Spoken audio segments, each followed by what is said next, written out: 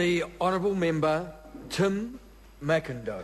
Thank you, Mr Speaker. It's fairly rare for members of this House to have an opportunity to consider in close detail work similar in nature to that undertaken each week by the Regulations Review Select Committee, and I imagine that this debate may make our colleagues very glad of that fact.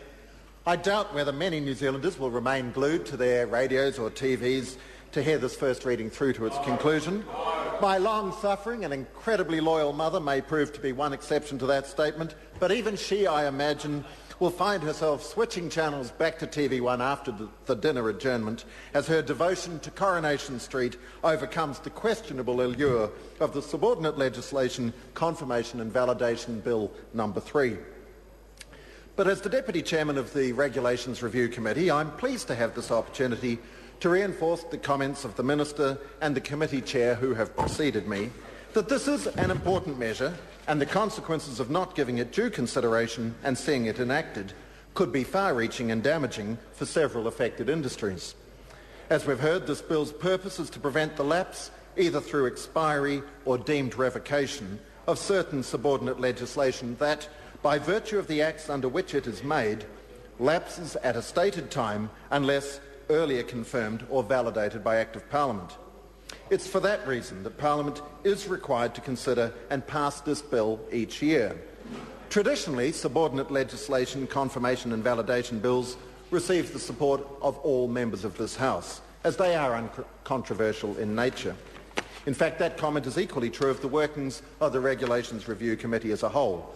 That's one reason, by convention, the committee is chaired by a non-government member of the House, and I acknowledge the considered and constructive approach currently demonstrated in that position by Charles Chauvel. As a committee, we work in a cooperative fashion and rarely divide along party lines, reflecting the fact that our function is the scrutiny of parliamentary process rather than consideration of policy matters. In this instance, there are 13 orders or regulations listed in the bill that need to be confirmed or confirmed and validated, made under 7 different acts.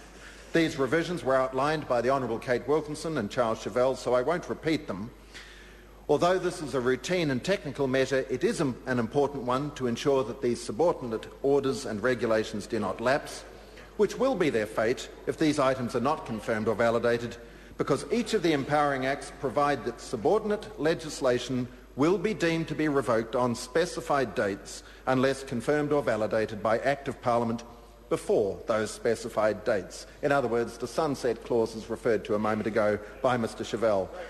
Mr Speaker, I can sense the excitement building right around this chamber, particularly from my colleague, the member for Hamilton East, and indeed right around the country, and I therefore say let's bring it on. I have great pleasure in commending this measure to the House. I call the